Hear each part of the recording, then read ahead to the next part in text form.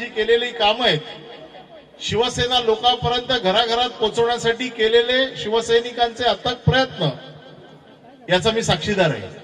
आणि म्हणून मी हक्काने साहेबांना म्हटलं की साहेब, आपली उपस्थिती तिथे गरजेची आहे, कारण शिवसैनिक आपली वाट बघतायत.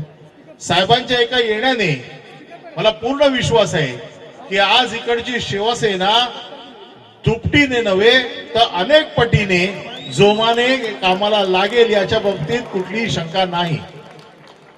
आणि मला एक विश्वास साहेबांना आपल्या वतीने द्यायचा आहे की साहेब, मागच्या वेळेला इथे या वेळेला अपक्ष नगरसेवक ह्या विभागातनं वॉर्डातनं निवडून आला होता, परंतु या वेळेला मी तुम्हाला सगळ्या कार्यकर्त्यांच्या वतीने शब्द देतो की शिवसेना आपल्याच गटाचा मशालीवरचा नगरसेवक या विभागातला निवडून जाईल आणि या चांदिवली विधानसभेमध्ये मतांचा उच्चांक करणार अशा प्रकारचं कार्य या विभागातील शिवसैनिकांनी केलेलं आहे.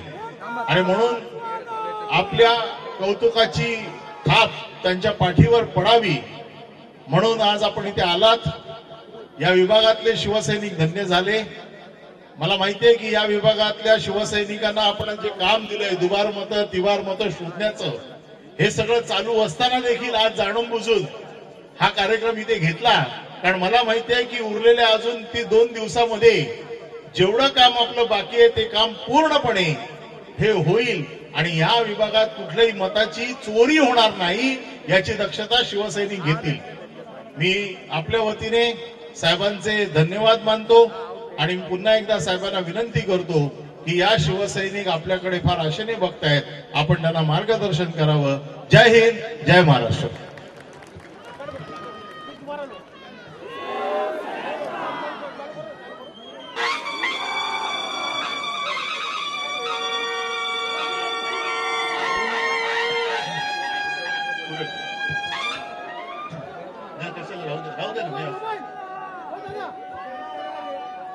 उपस्थित सर्व माझ्या शिवसैनिक बांधवांनो, भगिनींनो आणि मातांनो,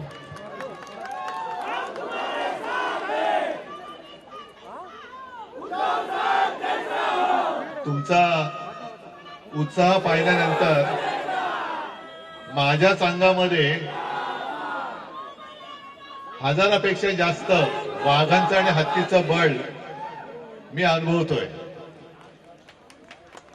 1-2 दिवसापूर्वी मी मुंबईच्या त्या टोकाला गेलो होतो. चारकोप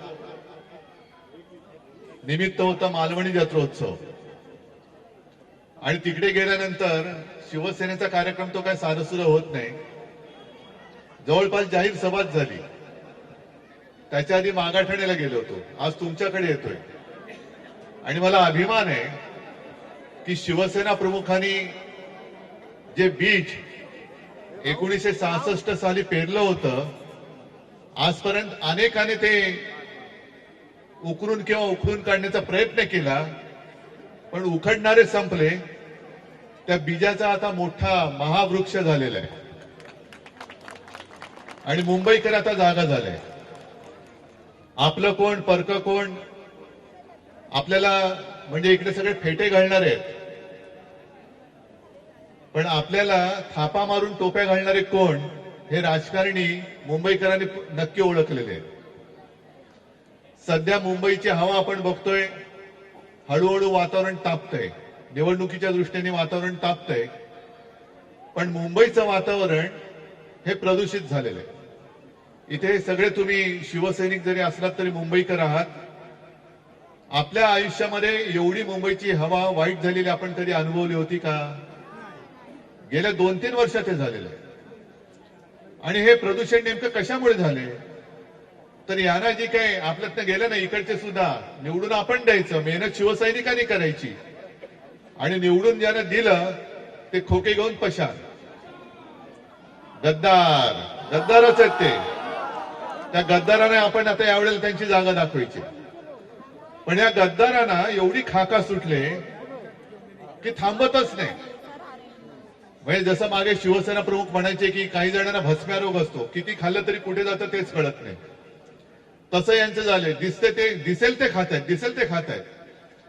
आणि असं काही नाही की शिवसेनेने विकास कामं केलीच नाही. उलट जी आज मुंबई दिसते, विकसित झालेली मुंबई दिसते ती मुंबईकरांनी शिवसेनेवरती गेले 25-30 पेक्षा जास्त वर्ष दाखवलेल्या विश्वासामुळे दिसते. विकास कामाच्या बाबतीत म्हणाल तर आपण अनेक कामं केलेली, त्याचा उल्लेख जसा प्रचार सुरू होईल तसा मी करेन. पण आज मुद्दामून काही गोष्टी ज्या तुम्हाला सांगायच्या आहेत त्या म्हणजे मुंबईची एवढी जी वाईट हवा झाली ती नियोजन शून्य विकासामुळे झालेली आहे. आणि केवळ मीच म्हणत नाहीये, तर या विभागाचे माजी खासदार कोण, माजी मिहीर कोटेच्या बोललेले आहेत. ही बातमी येणार नाही मोठी, पण त्यांनी मेट्रो 4च्या कामाची पाहणी केली, एलबीएस मार्ग वगैरे, आणि धक्कादायक त्यांना पाहणीमध्ये असा निष्कर्ष मिळाला की 100 पेक्षा अधिक ठिकाणी प्रदूषणासाठी, प्रदूषण होऊ नये म्हणून जे काही दंडक लावलेला आहे त्याचं उल्लंघन झालेलं आहे. म्हणजे प्रदूषण कोण करते, मेट्रोचं काम कोण करते, एमएसआरडीसी. एमएसआरडीसी कोणाकडे, गद्दाराकडे. मग या गद्दाराला मुंबईकरांच्या आयुष्याची काय पडलेली नाहीये. म्हणजे असं आपण जे म्हणतो की धूम्रपान करणे हे आरोग्यास घातक आहे, हानिकारक आहे, आज आपण नुसता श्वास घेतला तरी अनेक सिगरेटचा धूर आपल्या फुफ्फुसात जाईल एवढी मुंबईची हवा खराब करून ठेवली आहे. आणि केवळ सत्तेच्या हव्यासापायी. अरे तुम्ही करा ना, कामं केली तर ह्या मुंबईकरांनी मुंबईमध्ये बाकीच्या महाराष्ट्रात सोडून द्या, पण एक तरी निवडणूक अशी दाखवा की शिवसेनेनी मतं विकत घेऊन निवडणूक जिंकले. कधीच नाही. कारण आम्हाला प्रेमाने जे काही मिळतंय आणि विकत घ्यायला आमच्याकडे, आम्ही काही भ्रष्टाचार करणारी नाही आहोत. आज महाराष्ट्रामध्ये सगळीकडे ज्या काही निवडणुका सुरू आहेत, नगर परिषदा वगैरे, पैसा फेको तमाशा देखो तसं पैसा फेकतायत आणि मतं विकत घेतली जात आहेत. हे आता उघड सत्य आहे. अगदी त्या महायुती म्हणजे महायुती त्यांच्यामध्ये सुद्धा आपापसात मारामारी चाललेत. कोकणामध्ये अनिल परब तुम्ही सांगाल तिकडे मालवणमध्ये वगैरे कशी एकमेकावरती धाडी टाकतायत. पैशाच्या बॅगा पकडल्या जात आहेत, पैसे वाटणारे माणसं पकडले जात आहेत, पण जो पकडून देतोय त्याच्यावरती गुन्हा दाखल होतोय, जो पकडून दिला जातोय तो आपलं त्याला क्लीन चिट का, कारण तो भाजपचा आहे, तो भाजपचा आहे. वॉशिंग मशीन मध्ये कोणालाही टाका, धुवून निघतंय आपलं. म्हणजे आता मुख्यमंत्री म्हणजे तुम्हाला एक एक मला वाचल्यानंतर का हसावं रडावं काय करावं तेच कळत नाही. या निवडणुकीच्या वेळेला त्यांचे एक मंत्री आहेत, नाव गोरे आहेत पण मनाने काळे आहेत. त्यांनी असं म्हटलंय खास करून महिलांना, तुम्हाला पटतंय का, ते म्हणे नवरा तुम्हाला 100 रुपये देत नव्हता पण त्यांचा जो भाऊ आहे त्यांनी 1,500 रुपये दिलेत. म्हणजे तुम्ही नवरा बायको मध्ये भांडणं लावताय, नवरा बायकोत भांडणं लावताय. नवरा 100 रुपये देत नव्हता पण या फडणवीस भाऊने म्हणे 1,500 रुपये दिलेत तर त्याच्यावरती निष्ठा ठेवा. अरे काय कोणता नीच विचार आहे हा. म्हणजे नवरा पत्नीला सांगतोय की बायकोपेक्षा फडणवीसावरती विश्वास ठेव, आणि फडणवीस सगळे भ्रष्टाचारी गोळा करतोय. कोणावरती विश्वास ठेवायचा, कसा विश्वास ठेवायचा, हे सगळं पूर्णपणे यांचे नासलेला कारभार. त्यांच्या हातामध्ये माझा मुंबईकर आपली मुंबई देऊ देणार नाही, जाऊ देणार नाहीच, अजिबात देणार नाही. मुंबईचा स्वाभिमान आहोत ना आम्ही, हिंदू आहोतच, पण केवळ भाजपमध्ये आहे म्हणून तो हिंदू, अजिबात नाही. आता तुम्ही जो वॉशिंग मशीनचा उल्लेख केला, कोणी किती मोठा गुंड असो, दरोडेखोर असो, त्यांनी काही महिलांवरती अत्याचार केलेले असो, पण भाजपात गेला की लगेच क्लीन चिट, आणि नाही गेला तर मागे ईडी वगैरे सगळं लावायचं. बरं एवढं करून सुद्धा गप्प होत आहेत का, नाही. तर आपल्यात एक तो गद्दार गेला, त्याचा तो डायलॉग फार फेमस झाला, काय झाडी आहे ना. आता त्याला जाऊन विचारा, तो बोलेल काय धाडी, कारण त्याच्यावरती ईडीची धाड पडली. आता हो काय धाडी, काय पोलीस, जात मध्ये आता. पण हे जे काय वॉशिंग मशीनचं काम चाललंय यांना ना कशाची, ना हिंदुत्वाची काही पडले, ना देशप्रेमाची काही पडले, ना पर्यावरणाशी काही देणं घेणं आहे. मुंबईमध्ये तर वाट लावण्याचा त्यांचा प्रयत्न आहेच, तो आपण थोपवून ठेवलायच. वाटेल ते करताय. म्हणजे कुठे तिवरांची कत्तल चालले, कुठे झाडांची कत्तल चालले. नाशिकमध्ये आता हिंदुत्वाच्या नावाने झाडं कापणार आहेत, कारण आता पुढच्या वर्षी कुंभमेळा होतोय. त्याच्यासाठी काही हजारो झाडं तपोवनातली कापणार आहेत. बातमी कळली तुम्हाला? आपण विरोध करायचा की नाही, कारण साधू संत येणार, आम्ही हिंदुत्ववादी आहोत. पण झाडं कापल्यानंतर, तो कुंभमेळा झाल्यानंतर त्याच्यानंतर काय होणार त्याचे टेंडर आत्ताच महापालिकेने काढलेले आहे. हे यांचं हिंदुत्व. मग तिथली झाडं वाचवायची कशी? नाशिककरांनी मला फोन केला की साहेब झाडं कशी वाचवायची. म्हटलं साधी गोष्ट करा, पेपरमध्ये बातमी द्या, तपोवनातली झाडं भाजपात दाखल. सगळी झाडं भाजपामध्ये गेली, बघा कत्तल थांबते की नाही.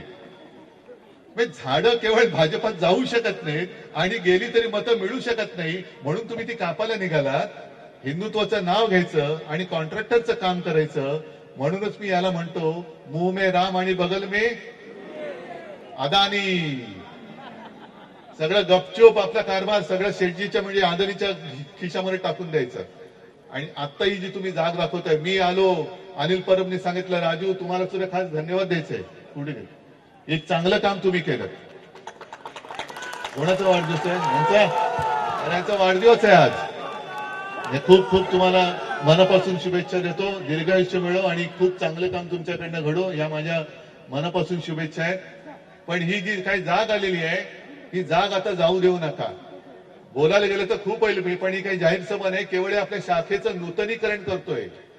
आणि या शाखेचं प्रत्येक मुंबईतल्या किंवा प्रत्येक शिवसेनेच्या शाखेचं एक वैशिष्ट्य आहे. ही शाखा म्हणजे नुसत्या चार भिंती नाहीत, तर ही शाखा म्हणजे आपली मंदिर आहे. मंदिर आहेत, आपली समाजसेवेची मंदिर आहेत. कोणी आडला नडला असेल, शाळेमध्ये ऍडमिशन पाहिजे, शाखेमध्ये आला.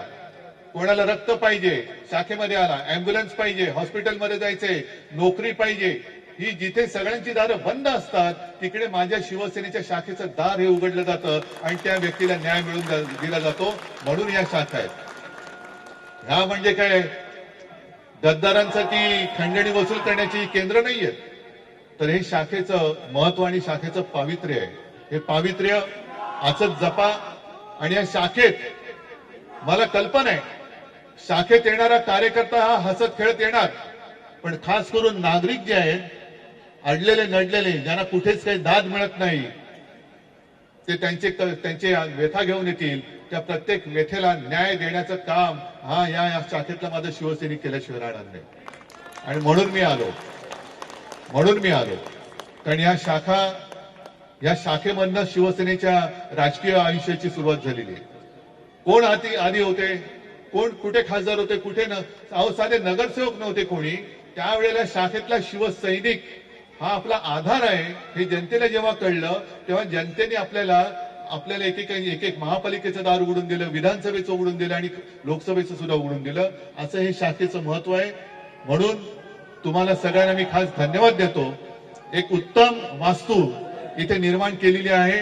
त्या वास्तूचं महत्व हे पंचक्रोशीमध्ये पसरू द्या. शाखेचं महत्व, शाखेचं काम हे मुंबईभर चांगल्याने पसरू द्या. एवढ्याच तुम्हाला शुभेच्छा देतो. पुन्हा एकदा